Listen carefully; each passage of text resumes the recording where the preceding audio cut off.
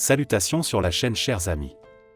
Aujourd'hui, je vais vous raconter l'histoire de Julia, une jeune fille qui déménage avec son mari de New York à Bucarest. Ne connaissant pas la langue locale, la jeune fille s'ennuie, tandis que son mari est toujours au travail. J'attends votre avis sur le film dans les commentaires. Bon film. Au début du film, nous voyons un jeune couple marié voyager dans un taxi. La femme s'appelle Julia et ne comprend pas un mot de roumain, contrairement à son mari, Francis. À leur arrivée, le chauffeur de taxi les aide à décharger leurs affaires. Le couple cherche son nouvel appartement et est accompagné jusqu'à la porte par le concierge. Laissés seuls, le mari et la femme s'attendent à une nouvelle vie dans un nouveau pays. Dehors, il pleut à verse et Julia n'arrive pas à dormir. La jeune fille se met à la fenêtre et commence à regarder les voisins. À ce moment-là, son mari se réveille et calme sa femme. Julia s'est réveillée d'un message sur le téléphone, parce que son mari est parti tôt le matin au travail et ne l'a pas réveillée. Dans l'après-midi, la jeune fille essaie d'apprendre le roumain par des leçons audio, et en parallèle s'occupe des tâches ménagères. Soudain, elle entend des cris de voisins. Julia écoute, mais tous les sons sont atténués. À l'heure du déjeuner, en se promenant dans la ville, la jeune fille se rend dans un café et passe une commande. Heureusement, le serveur a pu la comprendre. Cette nuit-là, Julia ne dort pas bien. La jeune fille passe ses journées à étudier la ville et ses curiosités. Le soir, elle a trouvé le concierge dans son appartement avec un homme qui s'est avéré être un électricien. Julia ouvre une bouteille de vin et attend son mari pour le dîner, mais il n'est toujours pas là. Elle s'est mise à la fenêtre et a regardé les voisins, et il lui a semblé qu'un homme l'observait également. Soudain, son mari est entré et a emmené Julia se promener dans la ville le soir. Dans la rue, le couple aperçoit des gens entassés et une voiture de police. Des experts criminels travaillent sur les lieux, et personne ne sait exactement ce qui s'est passé. Pendant la journée, Julia souffre d'oisiveté et le journal télévisé a diffusé un fait divers au même endroit. Lorsque son mari est entré dans la pièce, elle lui a demandé de traduire ce dont il parlait. Il s'avère que le corps d'une femme a été retrouvé. Julia s'est plainte à son mari que le voisin de la maison d'en face la regardait constamment. Pendant la journée, on ne voit pas le voisin, mais la nuit, il la regarde toujours. Le soir, un collègue de travail de Francis et sa femme sont venus rendre visite au couple. Heureusement pour Julia, il comprenait l'anglais, et la jeune fille a avoué qu'elle avait déjà voulu devenir actrice, mais que l'expérience avait été infructueuse. Au cours de la conversation, il est également apparu que la femme retrouvée hier avait été décapitée, et ce n'est pas le premier incident de ce genre, et le criminel insaisissable a été appelé une araignée. Lorsque tout le monde s'est remis à parler roumain, Julia a d'abord quitté la table, puis l'appartement. Dans le couloir, une voisine nommée Irina, qui parle également anglais, lui parle. La voisine admet qu'elle fait souvent du bruit dans l'appartement. Dans la rue, Julia a vu un journal avec un article sur une victime nommée Anna. En cherchant des informations sur Internet, Julia apprend qu'elle est la 4e victime d'un étrange criminel qui aime regarder les filles avant de les attaquer. Julia a l'impression que quelqu'un l'observe. Pour se distraire, elle décide d'aller au cinéma, mais soudain quelqu'un s'assoit derrière elle.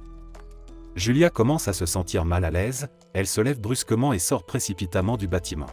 Une jeune fille est allée au supermarché pour acheter des cigarettes, mais au dernier moment, elle a changé d'avis, car elle avait abandonné cette addiction depuis longtemps. Elle est allée choisir ses courses, mais un homme se tenait à sa gauche. La jeune fille n'a pas apprécié qu'il aille dans la même direction qu'elle. Mais elle l'a perdu de vue et a commencé à paniquer. Cachée dans l'arrière-boutique, Julia a observé l'homme puis est sortie par la porte de derrière. Elle n'a même pas mangé à l'heure du dîner et a raconté à son mari l'étrange incident survenu dans le magasin. Francis est très inquiet. Le mari a suggéré d'aller au supermarché et de regarder les images de la caméra. Au supermarché, le vendeur a immédiatement accepté de fournir la vidéo. Il y avait bien un homme sur la vidéo, mais il n'avait pas l'air de suivre quelqu'un. Julia a pris une photo de l'homme. Le soir, la jeune fille a regardé la photo sur son téléphone et n'a pas pu dormir. Francis s'inquiète de plus en plus de l'état de sa femme. Aujourd'hui, il a un dîner avec des clients, il rentrera donc tard. La jeune fille s'assoit près de la fenêtre et observe les voisins, car tout au long de la journée, elle n'a rien trouvé à faire. Son mari a été plus retardé qu'elle ne l'avait prévu. Soudain, on a frappé à la porte. Julia a eu très peur, mais c'est une femme âgée qui est venue frapper à la porte. Julia n'a rien compris, mais Irina lui a expliqué que la femme cherchait son chat. La voisine a invité Julia à lui rendre visite et elle a immédiatement accepté. Irina a versé du vin et ils ont fait plus ample connaissance. Un homme a frappé à la porte avec insistance, mais Irina n'a pas ouvert, car il s'agissait de son ex-petite amie. Les filles se sont amusées et Julia a fini par rentrer à la maison, ivre. Mais la paranoïa la reprend et elle regarde par la fenêtre. La jeune fille fit un signe à l'inconnu, qui lui rendit l'appareil. Finalement, Francis est entré, et pendant ce temps, Julia fumait assise sur le lit. La jeune fille raconta ce qui s'était passé. Francis regarda par la fenêtre, mais ne vit personne. La femme décide d'appeler la police et dit à l'agent qu'elle pense que le même homme l'a suivi au cinéma et au supermarché. Francis décide d'accompagner le policier à l'appartement de l'homme. La femme, très inquiète, décide d'envoyer un message à son mari, mais celui-ci ne répond pas. Lorsque le mari est revenu, il a commencé à convaincre Julia que l'homme n'était qu'un voisin qui fréquentait le même supermarché qu'eux. Selon Francis, Julia devient folle parce qu'elle est toujours assise seule dans l'appartement. Le matin, pendant que Julia se douche, Francis part travailler. Dans l'après-midi, elle est allée acheter des cigarettes et a soudain vu un homme qui, selon elle, la suivait. Julia a décidé de le suivre, ce qui l'a finalement conduite dans un endroit étrange, qui s'est avéré être un club stylisé en musée. Elle y voit le même homme qui travaille ici comme gardien. Plus tard, elle a vu Irina, qui travaille également ici, mais en tant que danseuse. Irina a conseillé à Julie d'être prudente dans le quartier. Le soir, Julia attendait que Francis rentre du travail comme d'habitude, mais soudain quelqu'un lui a sauté dessus par derrière et lui a mis un sac sur la tête. Mais ce n'était qu'un cauchemar. Julia a commencé à écouter les bruits derrière le mur, et c'est de là qu'est parti le cri de sa voisine. Julia a commencé à frapper à sa porte, tous les voisins se sont rassemblés, puis le concierge a ouvert la porte avec un double de la clé. Mais il n'y avait personne dans l'appartement, à part le chat. Il s'est avéré qu'il s'agissait du chat disparu de la voisine âgée. Plus tard, la concierge se dispute avec Francis, car elle ne veut pas de locataires qui causent des problèmes.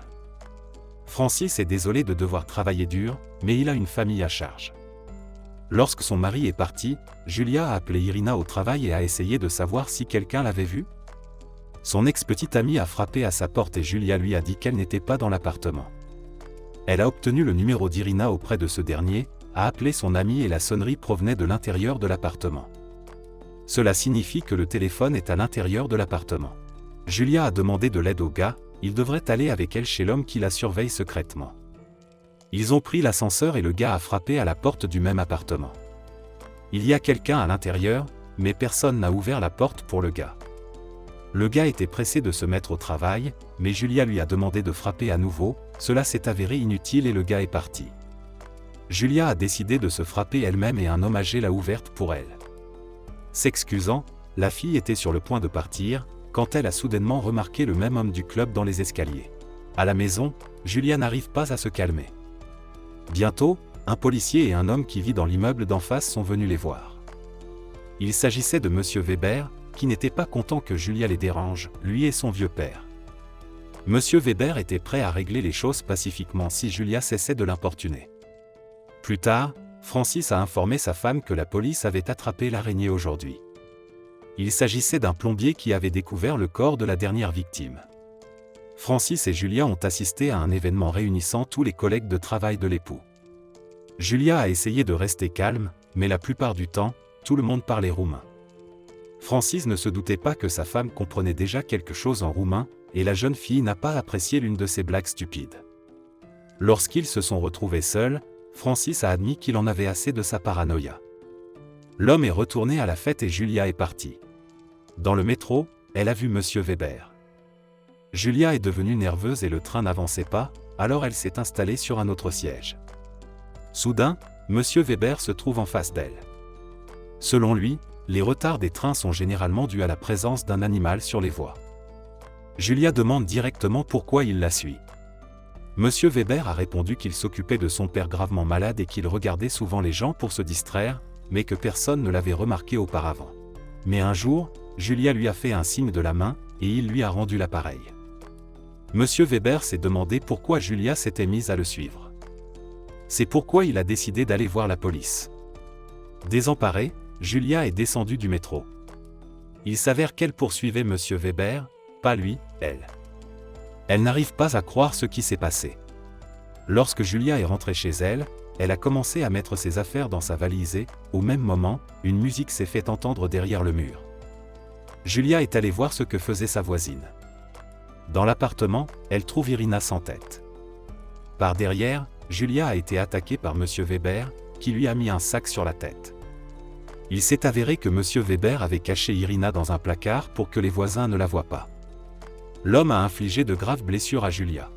À ce moment-là, Francis rentre chez lui et ne trouve pas Wife, mais remarque la valise. Julia essaya de s'enfuir en rampant, mais elle fut rapidement à bout de force. Monsieur Weber s'est allongé à côté d'elle, et Julia s'est rapidement évanouie. Pendant ce temps, une fille les observait depuis une fenêtre située en face. Monsieur Weber s'est lavé les mains et, pendant ce temps, Francis a essayé d'appeler sa femme. L'homme entend une sonnerie provenant d'un appartement voisin.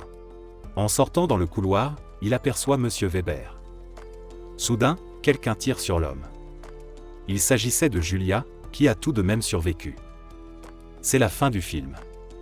Merci à tous d'avoir regardé ce film jusqu'au bout. Donnez un like à cette vidéo. Écrivez dans les commentaires ce que vous pensez de ce film, et rendez-vous dans de nouvelles vidéos.